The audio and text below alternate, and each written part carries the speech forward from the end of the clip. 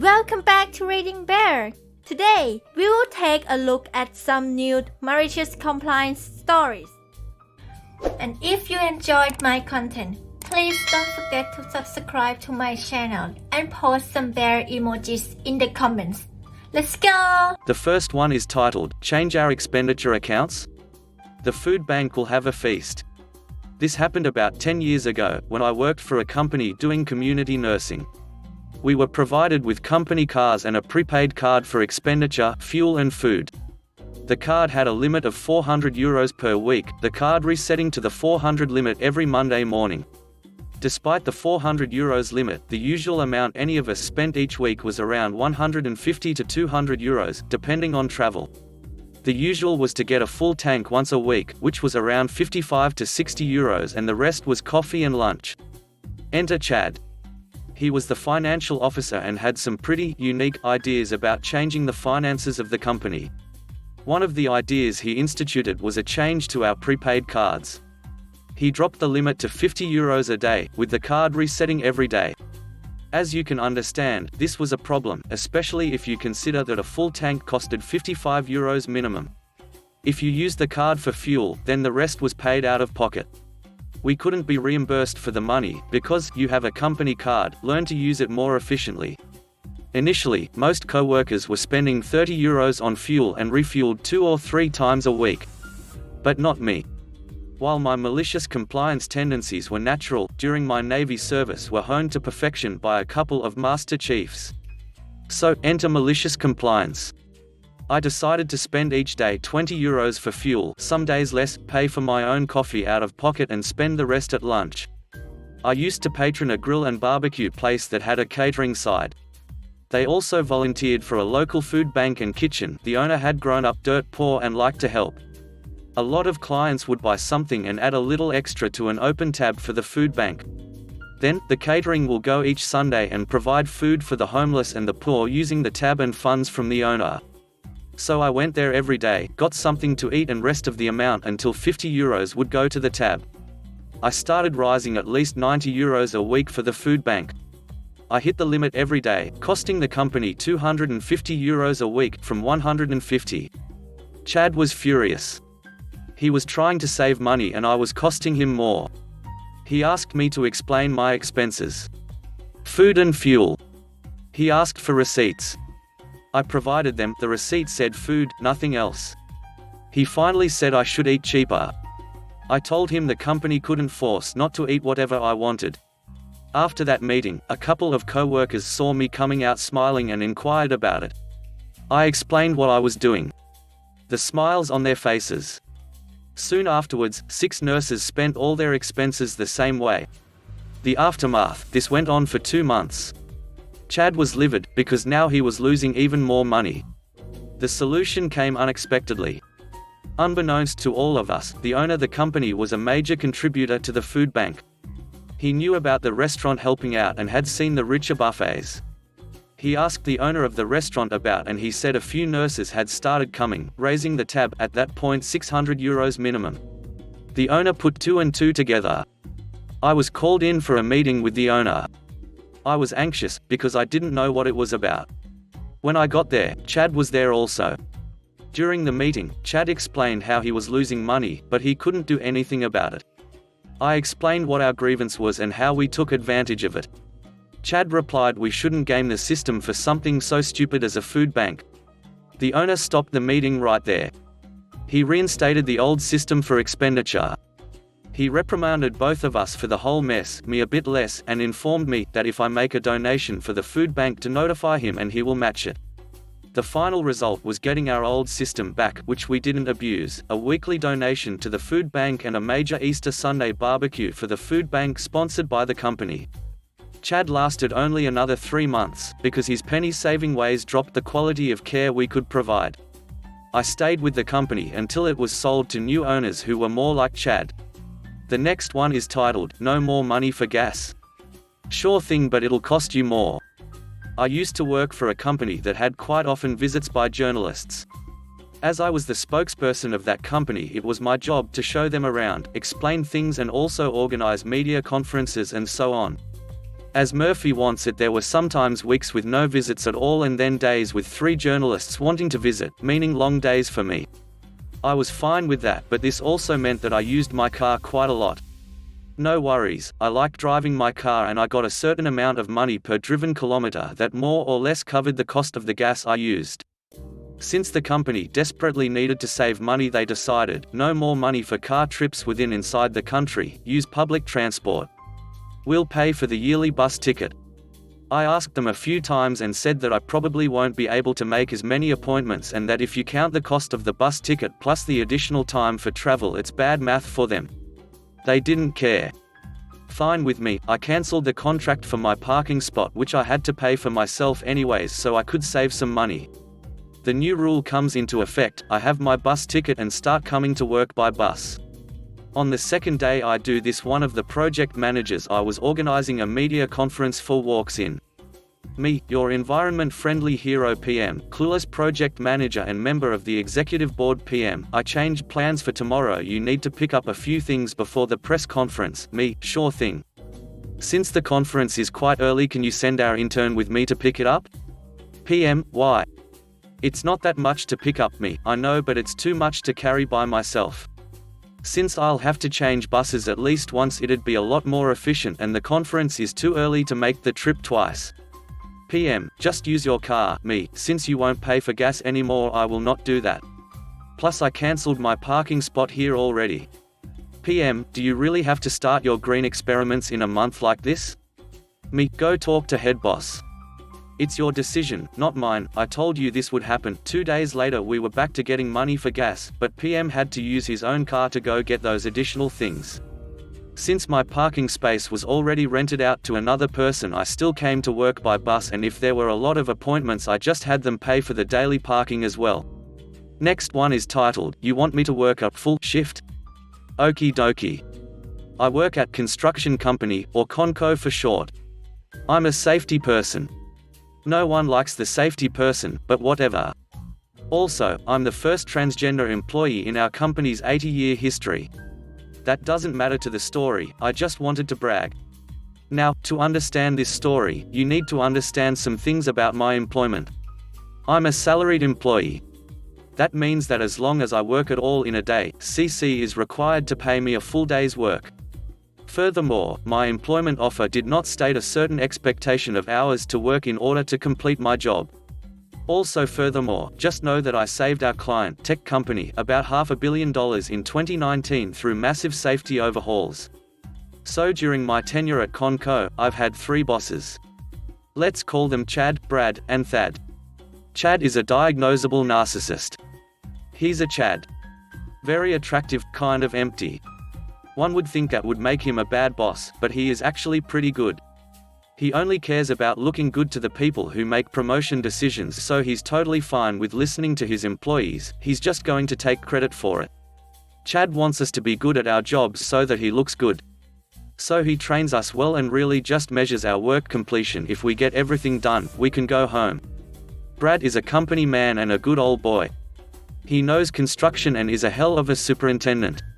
He understands that our job often requires long hours, but cares about his employees a lot. So if you get your stuff done, he doesn't want to see you.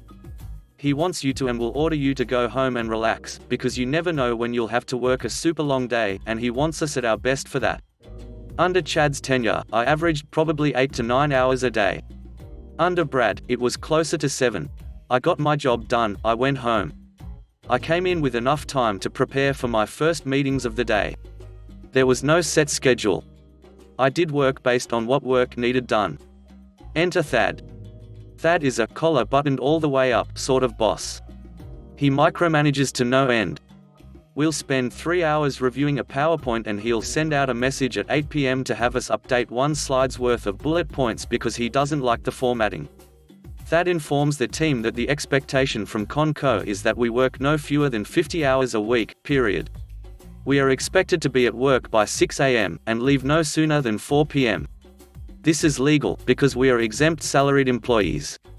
Thad has an underling manager whose breaches are a little too big, call him bad, who takes great pride in enforcing these and other absurd rules. On this particular week, I had a deposition for my divorce looming. I'd informed Thad that I would need to leave work by noon on Thursday in order to make my appointment. He approved my time off, and things were good. On Monday, I've got all of my stuff done. It's 3:53 p.m. I'm out. I get a text from Bad, presented verbatim, as I'm walking to my car, knowing how Thad is regarding time right now. Then you will be requesting time for the deposition. Is it really the best perception with him to take off a little early, before 4 o'clock? Your choice. I replied, well, then he's sending mixed messages, because 2 weeks ago, he told us it wasn't about keeping the lights on.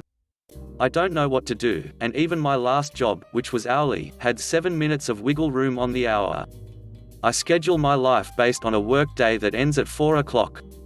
If you think the optics would be better if I came back in and pretended to check my email for a half hour, then I will, but I firmly believe I have taken care of my responsibilities for the day. He did not respond. 15 minutes later, an email came through from one of our superintendents regarding some concrete work that was going to start around 1 a.m. the next 2 days. Our safety isn't expected to be at these, because we mostly manage our subcontractors' safety people, but I had a lightbulb moment. You want to ensure I'm not late coming in or early leaving? Fine. I came in Tuesday at 12:56 a.m. I took a photograph of my computer's clock and sent it to Bad, clocking in. I noted my time in on a notebook at my desk.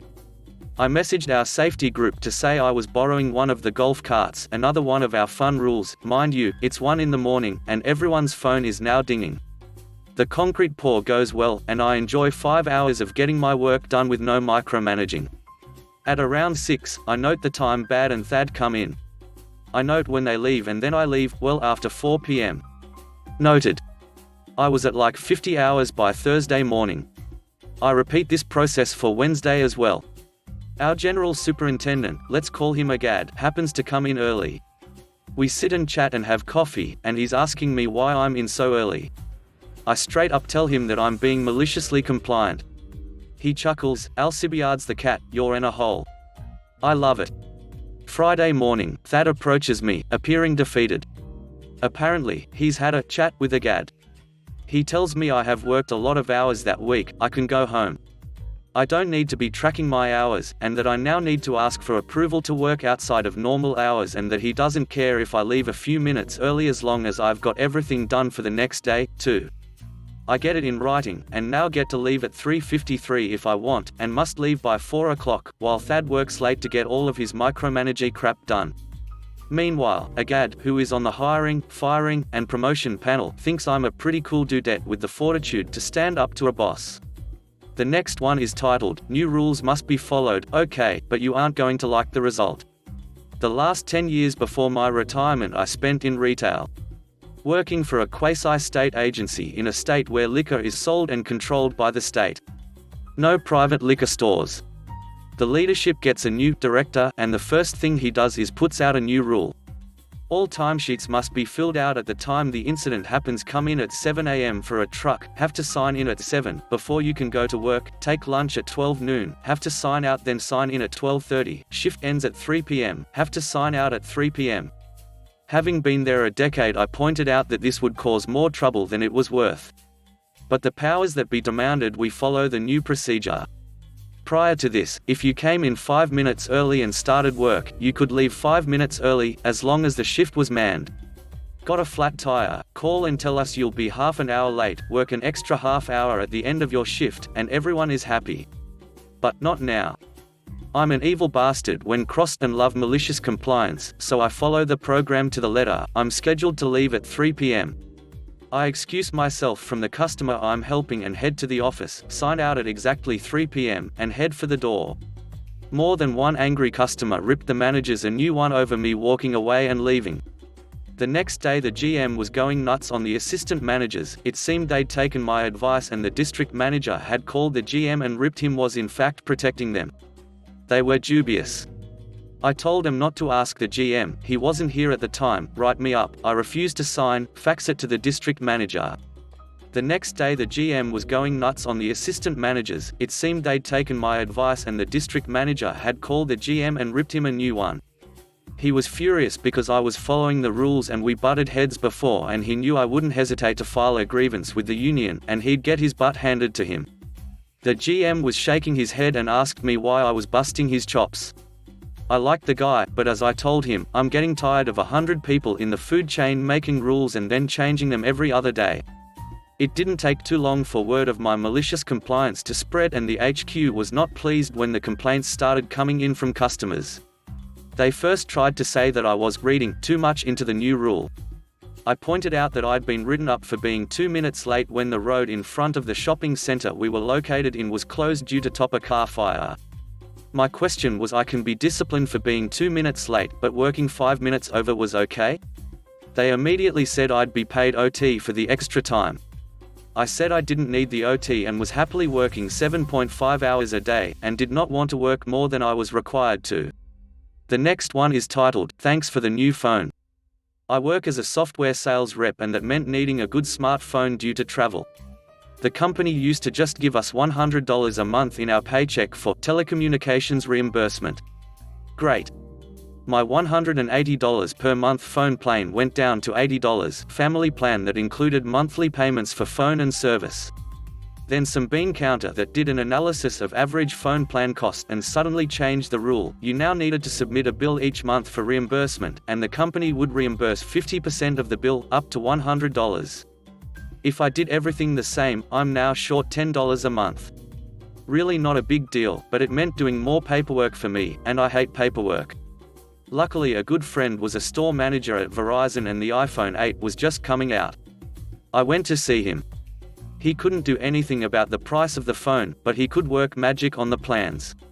He also got me the max trade-in for my old phone, which had essentially been paid for by the company's $100 monthly stipend, so now I got a return because I took it as a gift card instead of credit to the new agreement.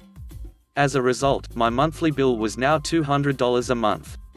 So that $10 change in expenses still happened. My plan got upgraded, so did my wife's. I had a brand new phone, $150 gift card, and I helped my friend because they had incentives to get people on the new iPhones and switch plans, new 24-month commitment. Then at work the next day I told all my co-workers. They were roughly in the same boat, with the new reimbursement policy costing them between $10 minus $20 a month. We took a long lunch and went to see my friend. They all did the same thing. My friend ended up getting Salesman of the Month, a nice bonus check, and it helped with the eventual promotion to district manager.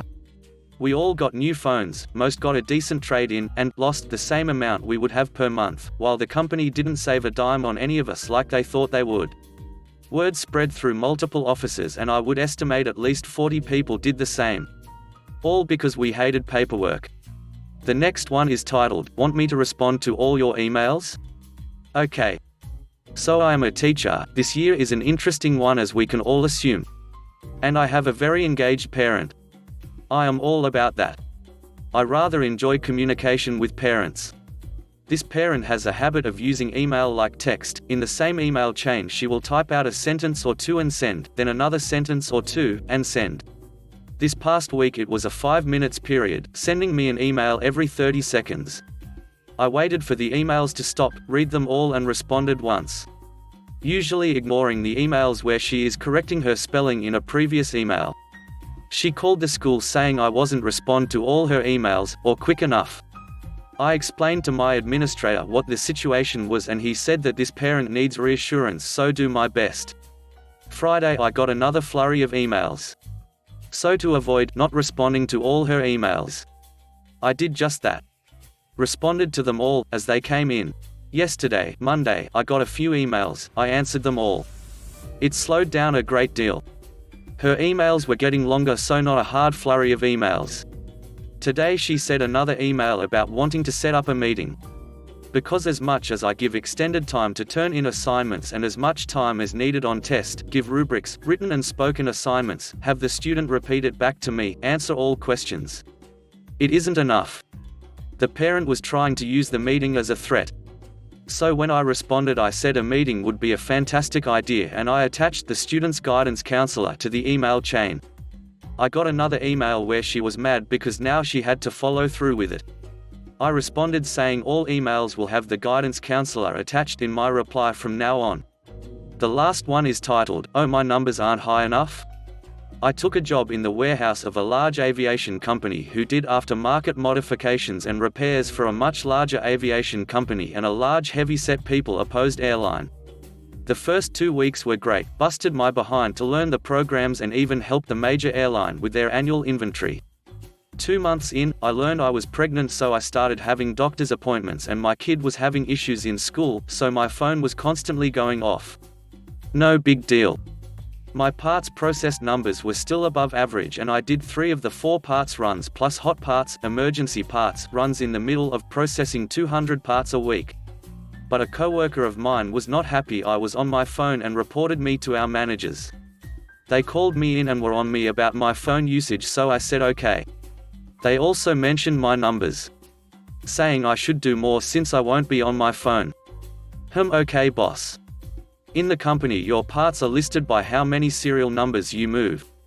So if I had a box of 84 generators, I did 1 transaction, 1 serial number, moving them from stock to inventory. Yes, that's how they identified it. I figured out other people would do 84 transactions, moving every single generator or other part to its inventory location.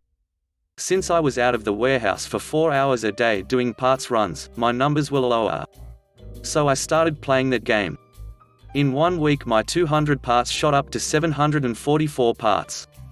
And because the printing of the tags took so long, I was able to take phone calls and text. Inevitably, about 3 weeks later, I got called back into the office about my phone usage. I just smiled and pulled out my reports of transactions, the drive logs showing how long I was gone and how often I took the parts runs, the hot parts login, and my report from HR of all the locations I had scanned my badge. They told me my numbers should be higher, I was the top producer in my shift of 4 people, and to stay off my phone. A week later 2 people quit, leaving just me and my former trainer who was complaining about me non-stop. After a chat with HR where I was told to buck up and deal with it. Smiling, I told her to have a great day. Called in sick through the weekend, got a doctor's note about all the times I had been in the office from bleeding due to stress. I was 4 months pregnant at this point, and sent an email at 4 a.m. Monday morning with my evidence of why I was quitting effective immediately. Company rules stated you had to call in at least 30 minutes prior, and I was 1.5 hours early, leaving my whiny former trainer to do all the runs and stock himself. They called me multiple times to come back, but that was not happening. Thanks for listening.